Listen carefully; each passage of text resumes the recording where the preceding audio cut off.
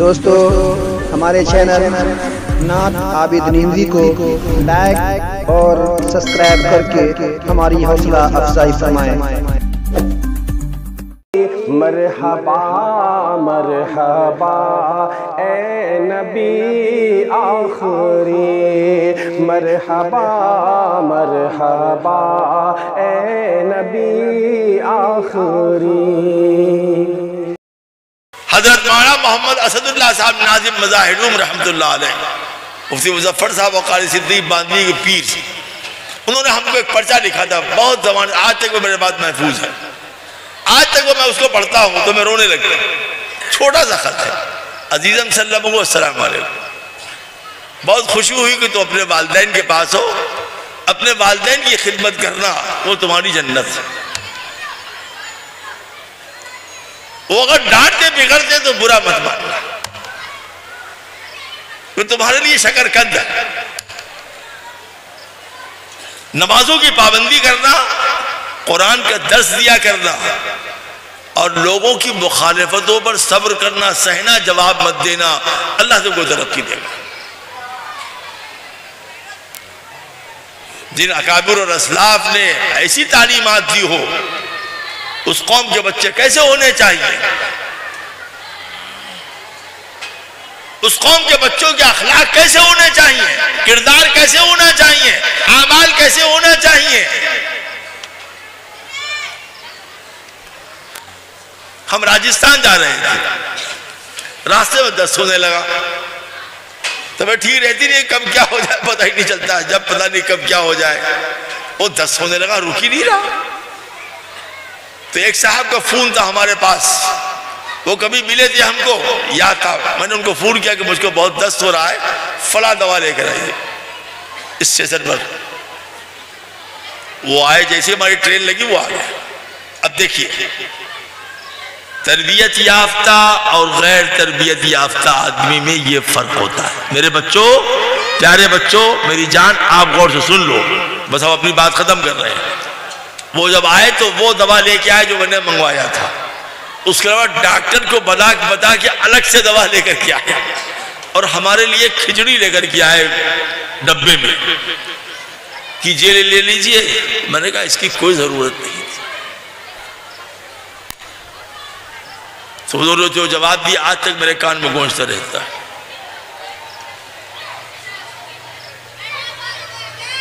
انہوں نے جواب دیا کہ میں نے یہ کام اللہ کو راضی کرنے کے لیے اور اپنی آخرت مغفرت کی نیت سے کیا، پیسے کی کوئی حقیقت نہیں ہے، پیدل چل کر کے آئے ہیں، اگر پیدل نہیں چلتے، نہیں آتے، جلدی سے نہیں آتے تو نہیں ملتے آپ۔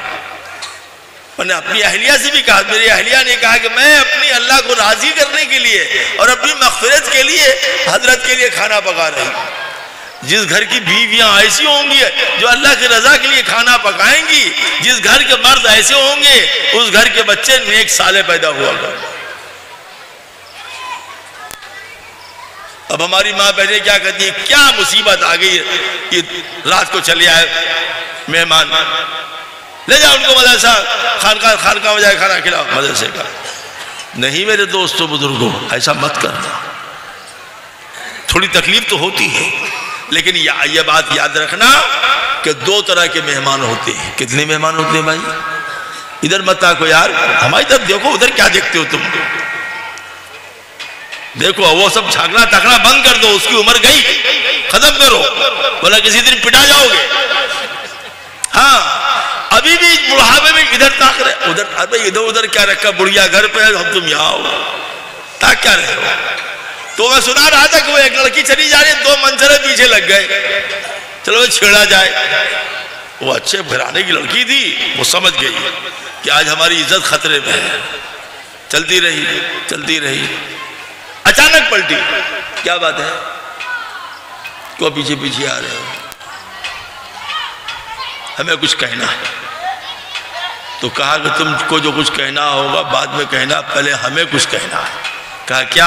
اور چپل نکال کے مارنا شروع کیا، کہا 99 97 98 94 45 54 64۔ کہا صاحب چھوڑ دیے، جا رہے، کہ جاؤ نہیں، کم سے کم بھوت تو اتار دے۔ ہر اسکول کی لڑکی کو تم لوگ آوارہ سمجھتے ہو؟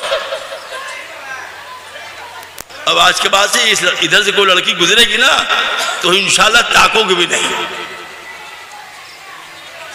عادتیں درست کر لو اپنی. النظر سہم من سہام ابلیس، نظر جو ہے شیطان کے تیروں میں سے ایک تیر ہے. من ترکہا مخافتی، جس نے میرے خوف سے بد نظری کو ترک کر دیا اس کو ایمان کی حلاوت، ایمان کا مزہ، ایمان کا ذوق نصیب ہوگا. محدثین کہتے ہیں اس سے مراد ہے کہ اس کا خاتمہ ایمان پر. ہم ہمیشہ کہتے ہیں کہ گناہوں کا باب الداخلہ بد نظری ہے.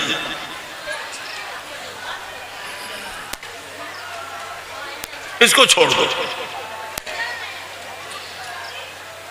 نہیں تو تم پریشان ہو جاؤ. یاد رکھو اللہ کے ذکر میں سکون ہے، استغفار میں برکت ہے، درود شریف میں روحانیت ہے. گناہوں میں کوئی سکون نہیں ہے، گناہوں میں کوئی نورانیت نہیں ہے. گناہ ظلمت کا نام ہے، گناہ بد تہذیب کا نام ہے. گناہ اللہ سے دور کر دیتی ہے انسان کو اور سماج میں ننگا کر دیتی ہے. اخلاق سیکھو،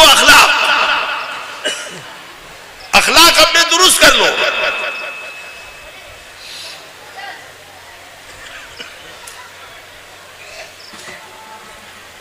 ایک ہمارے سکھ بھائی تھے، ایسے ہی سفر میں ان سے پالا پڑ گیا ٹرین میں. میں نے ان سے کہا کہ یہ بڑی مہربانی ہوگی ذرا 2 رکعت نماز پڑھ لیں. کہا آئیے سر آئیے. حالانکہ ایسا واقعہ بھی پیش آیا نہیں خالی کریں گے، ایسا بھی واقعہ پیش آیا. اس وجہ سے وہ بیچارہ معذور تھا، اس کو پتہ ہی نہیں تھا کہ عبادت کی کیا اہمیت ہے. اور وہ آ کر کے میری سیٹ پہ بیٹھ گیا. کہا آپ کو جتنی نمازیں پڑھنی ہو پڑھ لیجئے، پھر ہم اپنی سیٹ پہ جائیں گے. میں نے عصر پڑھا، مغرب پڑھا، عشاء پڑھا. میں نے اس کی دعا اللہ اس کو ہدایت نصیب. تو ایسی بات نہیں ہے کہ ابھی نہیں ہے، ابھی ہے. وہ ایسا واقعہ بھی پیش آتا ہے، اس میں ہمارے اخلاق کو دخل ہے. ہمارے اخلاق جتنے اعلیٰ ہوں گے انشاءاللہ ہماری زندگی میں اتنی روحانیت، نورانیت آئے گی.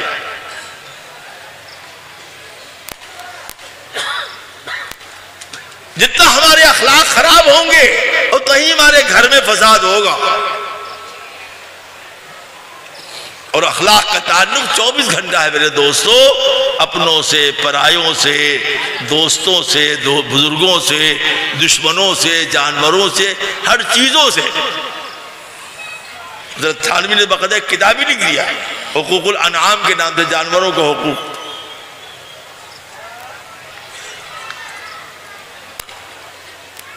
مقدمے چلے جائیے در. کیا مقدمہ ہے؟ صاحب یہ میں گھر بنا رہے، میرے گھر کی طرف کھڑکی کھول رہے ہیں. اللہ توبہ توبہ. یہ تمہاری حالت ہو گئی ہے کہ اپنے پڑوسی کو کھڑکی کھولنا نہیں دینا چاہتے ہو، اس پر پیسے لگا رہے ہو اور لڑ رہے ہو.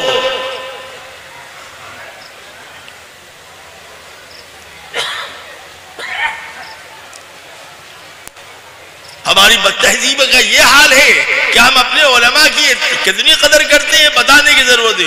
وہ عالم دین جس کے قدموں پہ آپ سر رکھ کے نماز پڑھتے ہیں، الامام ضامن ہے اس بات کا، اس کی نماز قبول ہے تو آپ کی نماز قبول ہے. اور آپ نماز کے بعد اس کو گالیاں بکتے ہیں.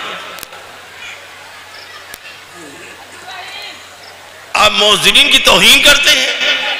آپ نے سنا نہیں ہے حضرت مولانا ثناء اللہ اپنے سری نے کیا لکھا ہے؟ چھوٹی سی کتاب ہے مالا بدھ، اس میں پانی پتی نے لکھا ہے، قاضی ثناء اللہ پانی پتی نے، توہین مؤذن کفرت چہ جائے کے امام. مؤذن کی توہین کرنے والا کافر ہے.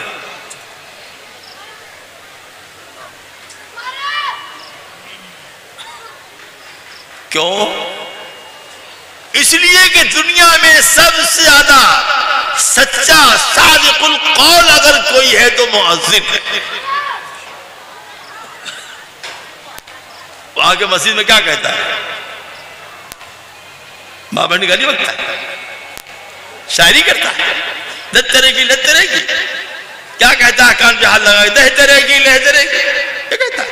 نہیں، اللہ اکبر اللہ اکبر. اے جاہلو، اے پاگلو، اے مولویو، اے عالمو، اے پیرو، اے مدرسو، اے دنیا کے انسانوں سنو، اللہ اکبر اللہ اکبر، اللہ ہی سب سے بڑا ہے اور اللہ ہی سب سے بڑا ہے۔ اس کا کلمہ ہے لا الہ الا اللہ، کوئی اللہ کے علاوہ کچھ نہیں ہے۔ اس سے زیادہ سچا کون ہو سکتا ہے؟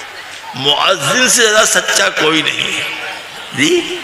اور مؤذن تو اذان دینے میں غلطی بھی نہیں کرتا ہے، امام تو کر بھی جا کرتا نہیں امام غلطی، کبھی ایک رکعت بھول گیا، کبھی دو رکعت بھول گیا جی، کہیں لنگڑی مار دیا، کہیں کچھ ہو گیا، لیکن امام کیا کر، مؤذن کیا ہے؟ وہ تو رٹا رٹایا جملہ ہے، خون ٹھاڑ سے بولتا ہے۔ اس کی توہین کفر ہے۔ تو جس امام کے قدموں میں آپ بیٹھ کے سجدہ کرتے ہیں اس کی توہین کیجئے گا تو کیا ہوگا؟ ایمان کی حلاوت نہیں ملے گی، آپ کی نماز نہیں قبول ہوگی، آپ کی دعا قبول نہیں ہوگی۔ جیسے آپ پڑوسی کو نہیں ستا سکتے، اس کو ستانا حرام ہے، گناہ ہے، اسی طریقے سے آپ اپنی بیوی کا حق نہیں مار سکتے، وہ بھی گناہ ہے۔ آپ اپنے ماں باپ کا حق نہیں مار سکتے، وہ بھی گناہ ہے۔ کما تدینو تدانو، جیسن کربا ویسن بھربا۔ اگر تم اپنے ماں باپ کو ستاؤ گے تو تیار رہو اس بات کے لیے تم مرو گے نہیں جب تک تمہاری اولاد تم کو اسی طرح نہ ستائے جیسے تم نے اپنے ماں باپ کو ستایا۔ یہ ایک حقیقت ہے جس کا انکار نہیں کیا جا سکتا۔ اگر تم کسی کی بہو لا کر بیٹی لا کر ستاؤ گے تیار رہو تمہاری بیٹی جائے گی تو وہ بھی ستائی جائے گی۔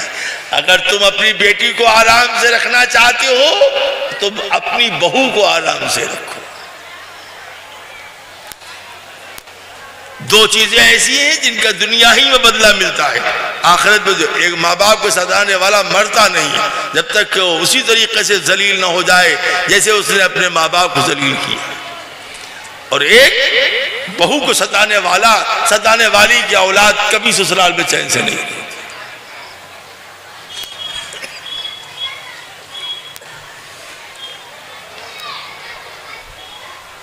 استاد کی بے ادبی کرنے والا علم کی برکت سے محروم ہو جاتا ہے۔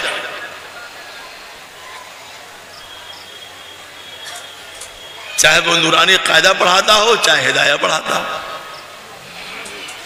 تو عرض یہ کر رہا ہے دو طرح کے مہمان ہوتے ہیں، بس بات ختم کر رہے ہیں۔ دو طرح کے مہمان، ایک مہمان وہ ہوتے ہیں جن کو آپ دعوت دے کے بلاتے ہیں، جیسے ہمارے مفتی عبدالودود صاحب نے بلایا آپ لوگوں کو، اس میں بھی انہوں نے نمبر 2 کام کیا۔ نمبر 2 کام، نمبر 2 کیا ہے؟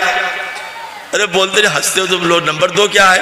ایک عمومی دعوت ہے، ایک خصوصی دعوت ہے نا بھائی، جیسے ہم کو خصوصی دعوت دیا باقاعدہ نام لکھ کر کے، ایک عمومی دعوت ہے، آئیے حضرات جلسہ ہو رہا ہے، فلاں فلاں لوگ آ رہے ہیں، روٹی ہماری طرف سے، نماز آپ کی طرف سے، پانی گاؤں کی طرف سے، استنجا خانہ جو ہے تو ڈاکٹر صاحب کی طرف سے، بیت الخلاء جو ہے مکھیا جی کی طرف سے۔ یہ نظام ہے کہ نہیں ہے؟ دو طرح، لیکن مہمان تو مہمان ہے۔ اب یہ سن لیجئے، بس اب دو طرح کے مہمان ہو۔ ایک مہمان وہ ہے جس کو آپ نے دعوت دے کے بلایا، اس کا اکرام، اس کی تکریم، اس کو کھلانا پلانا، یہ آپ کی ذمہ داری ہے۔ ایک ذمہ داری میزبان کی ہے کہ وہ آنے والے مہمانوں کا اکرام کرے، اپنی حیثیت میں کھلائے پلائے سلائے، ادب سے رخصت کرے۔ اور ایک ذمہ داری مہمان کی ہے کہ کم سے کم وقت رہے، اپنے میزبان پر بوجھ نہ بنے۔ اب ہم لوگ کہیں تو ساڑھ بن جاتے ہیں۔ ایک بات، ایک وہ مہمان ہے جو اچانک آ جائے۔ یہ مولوی صاحب یہاں بیٹھے ہوئے ہیں، ان کا نام تو بھول گیا میں، بہت دنوں پہلے کی بات ہے، میں کہیں سے آ رہا تھا، یہ ہوا کہ نماز پڑھ لیا جائے، تو وہ بیگوسرائے میں وہ کیا ہے نا، کیا نام ہے، BHL کیا نام ہے،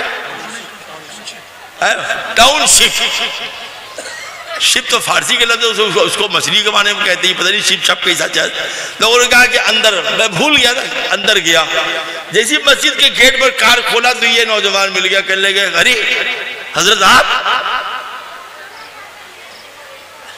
نعمت غیر مترقبہ۔ اب میں سمجھا نہیں کہ اللہ یہ نعمت غیر مترقبہ کہاں سے ہو گئے، مولوی صاحب تو اسی پریشان رہتے۔ تو بتایا کہ ہم لوگوں کو، یعنی یہ مطلب تھا کہ ہم کو خیال بھی نہیں تھا، وہم بھی نہیں تھا کہ آپ آ جائیں گے۔ اس کو نعمت غیر منظر رکھ کے بھیجیں، اس کی امید نہیں ہے۔ ایک مہمان ہو جو اچانک آ گیا، اب یہی امتحان ہے میری جان، یہی امتحان ہے میرے بھائی۔ رات کو 10 بجے آ گیا، 11 بجے آ گیا، اب چہرے پر مانگ اس طرح کہاں سے مصیبت پڑ گئی تھا جی، یہ مصیبت آ گئی تھا، ان سبوں کو بھی اسی وقت آنا تھا۔ نہیں میرے لال، میرے بھائی، یاد رکھنا اچانک جو مہمان بغیر بلائے آ گیا ہے وہ اللہ کی طرف سے آیا ہے یا تمہاری امتحان کے لیے آیا ہے۔ اگر تم نے اس کا اکرام نہیں کیا، اپنی نیند کو قربان نہیں کیا، جو تمہارے پاس ہے دال روٹی گرم نرم کھلا دو، ایک کمبل دے دو، سو رہو بھائی۔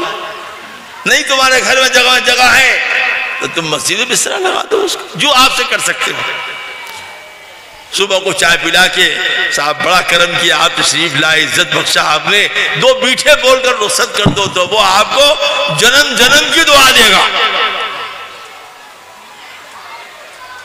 جنم جنم کی دعا دے گا۔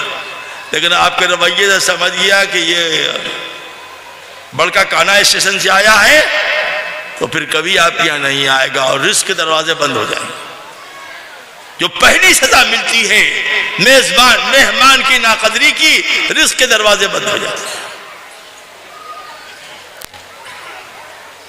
وہ مولانا مطیع الرحمن صاحب شاکن والے ہیں، وہ ابھی پرسوں ملاقات ہوئی، بہت بیمار ہیں بیچارے، وہ بھی ایسے ہی ہماری طرح ہے۔ تو میں نے کہنے دعا کرنا، میں نے کہا اللہ آپ کے فیضان کو پوری دنیا میں جاری و ساری رکھے، 100 برس آپ کی عمر ہو۔ اب آدمی جینے کا اتنا خواہش مند ہے، 100 برس کہا تو وہ میرے سر پر رکھ کے شاباشی دے لے، ماشاءاللہ ماشاءاللہ ماشاءاللہ، نہیں خوش ہو گئے کہ چلو اگر 70 سال 30 سال تو چلیں گے ہی۔ یہ ہر آدمی جینا چاہتا ہے، ٹھیک ہے جیو، لیکن ہم 2 بات بتاتے ہیں، ایک مولانا رومی کی بات، ایک مولانا جامی کی بات۔ مولانا رومی اور مولانا جامی دونوں میں سے ایک موت کی تمنا کرتے ہیں، ایک زندگی کی تمنا کرتے ہیں۔ مولانا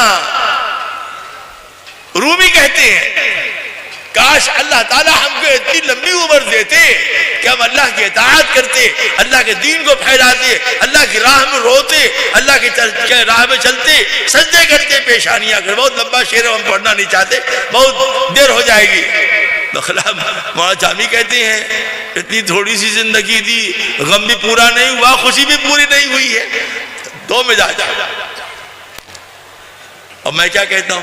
میں یہ کہتا ہوں اللہ کی مرضی پر راضی رہو، اللہ کی مرضی پر راضی رہو۔ بہت ہوا تو گھر بدل دیں گے، یہاں نہیں تو وہاں چل کے رہ لیں گے جی، بہت ہوا تو گھر بدل دیں گے، یہاں نہیں تو وہاں چل کے رہ لیں گے، رہنا تو ہے ہی ہے۔ اگر ہم اللہ کی مرضی پر راضی نہیں تب بھی موت صاحب آنے والے ہیں جی، وہ تو حضرت جی آئیں گے، ان سے بڑا تو کوئی حضرت ہی جی نہیں ہے، وہ تو آئیں گے، پکڑ کے لے جا، گھسیٹ کے لے جا، السلام علیکم کر کے لے جا، مصافحہ کر کے لے جائیں گے۔ تو بابا راضی رہو نا، ٹھیک ہے؟ اللہ مرضنی بقضائک وبارک لی فیما قدر لی حتی لا احب تعجیل ما اخرت ولا تاخیر ما عجلت، اللہم لا عیش الا عیش الاخرہ فاغفر الانصار والمہاجرہ۔ اللہ ہم آپ کی فیصلے پر راضی ہیں، نہ کم نہ زیادہ۔ تمنا کرے کہ مرنے کے بعد والی زندگی میں ہم کو خوشیاں نصیب ہو۔ ہمارے یہ مدارس اسی کو بانٹ رہے ہیں، یہی تقسیم کر رہے ہیں۔ یہ آپ کی مغفرت کا سامان ہے، آپ کا بچہ یہاں پڑھتا ہو یا نہ پڑھتا ہو، لیکن یہ آپ کی مغفرت کا سامان ہے۔ یہاں آپ آئے ہیں اللہ والوں کی زیارت